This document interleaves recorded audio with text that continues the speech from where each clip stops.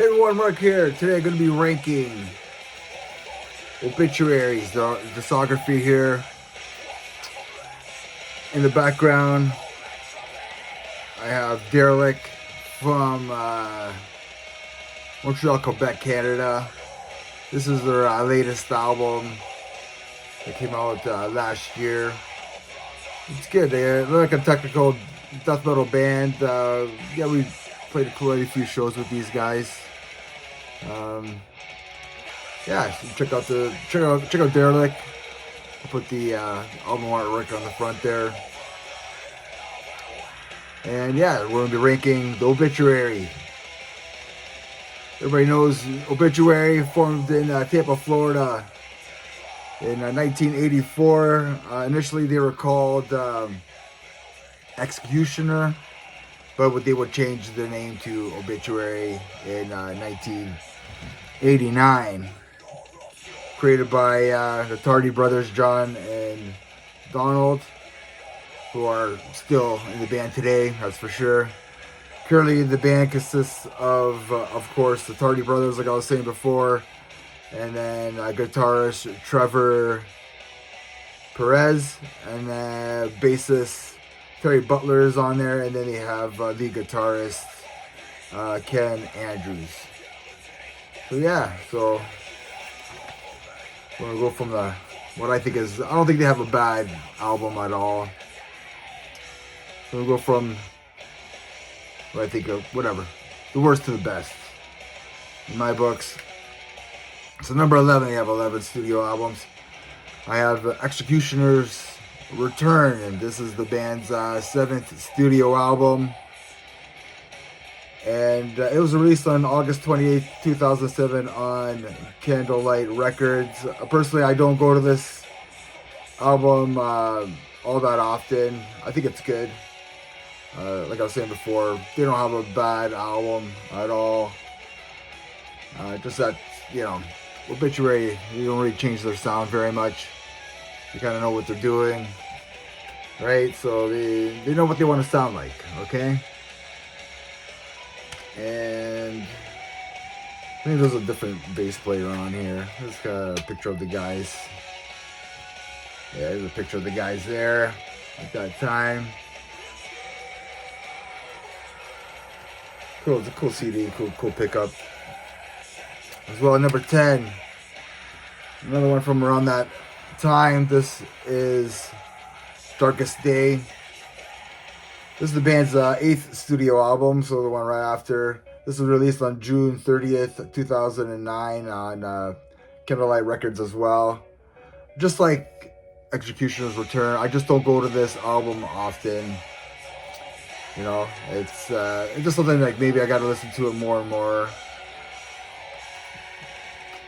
Maybe I find it a touch better than Executioner's Return, even though it's like the album right after it. But yeah, it's just the same thing. I haven't gone back to it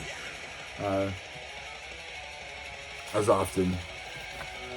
Number 9 here, I got the band's 4th studio album. This is released on September 6th, 1994 on Roadrunner Records. This is The World Demise. Alan West is on here, like one of the original guitarists or whatever, probably the most legendary guitarist for Obituary, and he was on 6 Feet Under as well. Yeah, the video, like, I don't care, like that video like made me a fan of this band, and other than that song, like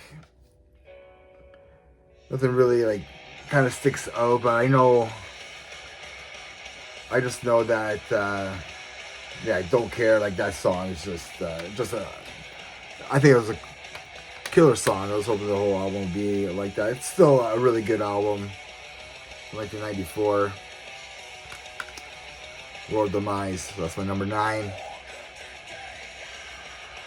Number 8, I have Back from the Dead. Back from the Dead there. This was released on April 22nd, 1997 on Roadrunner Records. This is the band's final album before their 5-year breakup, which was like from 1998 to 2003. I really like this album. I think it was had like a really like hardcore vibe to it. Like it had some groove, some hardcore vibe to it, man.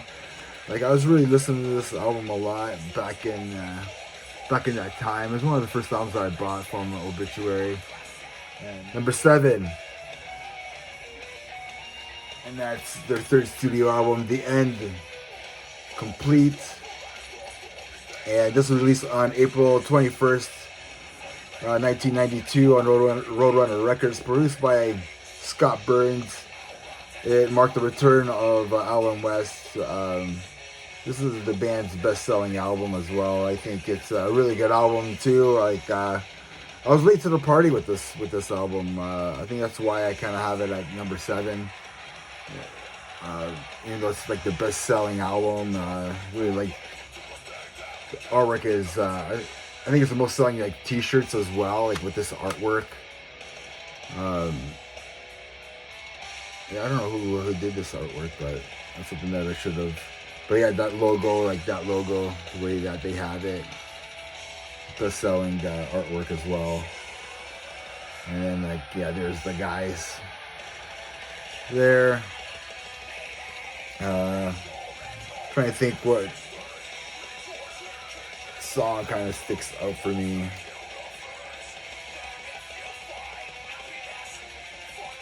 I mean, like The End Complete, like the title track, like I'm in Pain, Back to One, Dead Silence, and The End of Life. Yeah, listen to this more though, that's for sure. Number 6. This is probably where I was probably like starting to get back into Obituary again. And number 6, I have Inked in Blood. This is the band's 9th studio album. It was a crowd-funded via Kickstarter. It was released on October 28th, 2014 on Relapse Records. First album to have Terry Butler and lead guitarist Kenny Andrews on there. Yeah, but that the song Voices in My Head, that's the one that really sticks out for me on this album. And that got me back into this band and stuff like that. That song just kicks ass. So Inked in Blood, killer artwork as well. This is my number 6. Number 5. I saw this album quite a few times already this year. But yeah, Frozen in Time, man. Like I love this album. I love the artwork on there. I think Dan Seagrave did the artwork, if I remember correctly. It's so awesome. Exclusive producer is Scott Burns on here. So this is the band's 6th studio album, released on July 12th, 2005. First album in 8 years, since 1997's Back from the Dead. Last album with Alan West on it. And the last album with the label Roadrunner Records. Again, like exclusive producer was Scott Burns. Redneck Stomp, Insane is a picture of the guys there. Mindset, Slow Death are one of my favorite tracks on this album.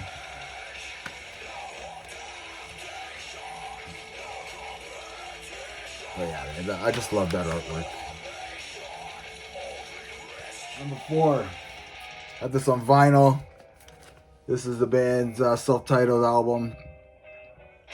This is the band's 10th studio album, released on March 17th, 2017 by Relapse Records, produced by the band.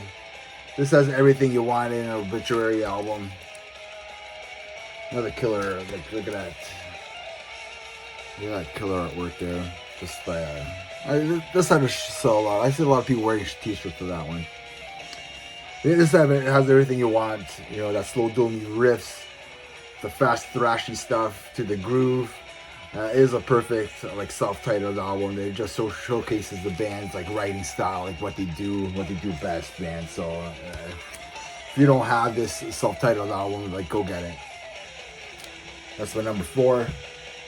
Number 3, and I was listening to this album a ton, and this is The Dying of Everything. This is the latest studio album by the band, their 11th studio album, released on January 13th, 2023. I got artwork as well on Relapse Records. It's a fantastic album. Every song on here is a banger.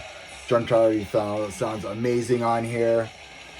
Bury Alive, like The Wrong Time, Without Conscience, War, the title track, My Will to Live, By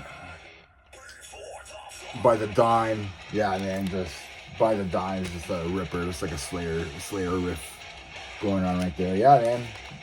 Another album. If you don't have this one, go get it as well.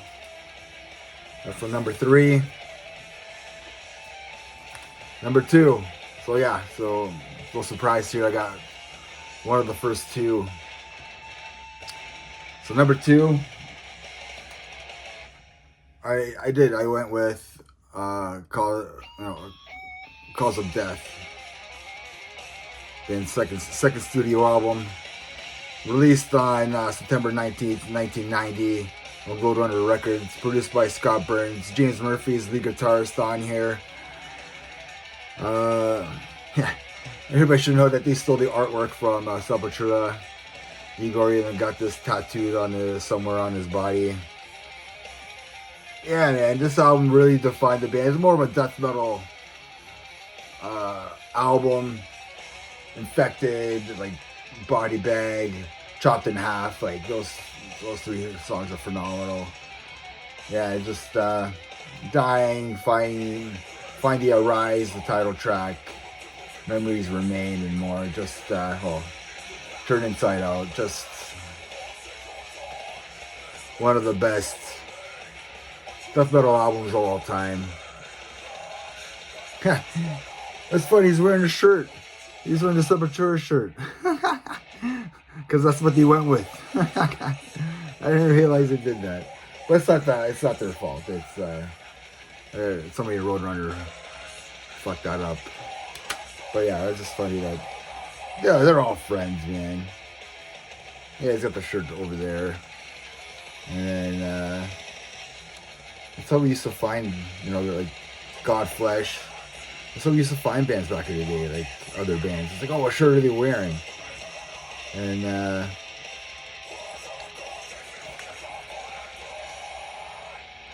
I want to say he's wearing is that James Murphy is wearing a Devastation shirt?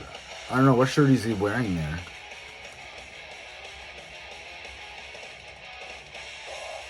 No, Napalm Death. He's wearing a Napalm Death shirt. Yeah. Cool. I didn't know that. So the number 1 album, if you haven't guessed it already, is their debut album. It is the first album that I bought, and that's why it's my number 1 album. And Slowly We Rot, released in 1989 on RC Records, produced by Scott Burns. Like I was saying before, it's the first Obituary album that I bought, that I ever got into. It brings me back to that the college days. I was like driving, like I recorded the CD onto cassette, and I would play this in the car going to college and stuff. Like it has everything on here, like the guttural vocals, that neck breaking speed, that the double bass, and like the drums and like the blast beats. It's another death metal masterpiece. The guys are awesome on here. And yeah, we got Dale Tucker on bass guitar. We have Trevor and Alan West on the guitars there.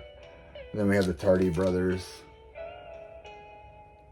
It just has everything, man, on here, man. It just, everything. Intoxicated is just an awesome song. Slowly We Ride Till Death, like Godly Beings, Eternal Bleeding, like whatever, man, Gates of Hell, whatever you want to, Blood Soaked, like it's another masterpiece of an album. So that's it. That's my ranking there. Let me know what you think.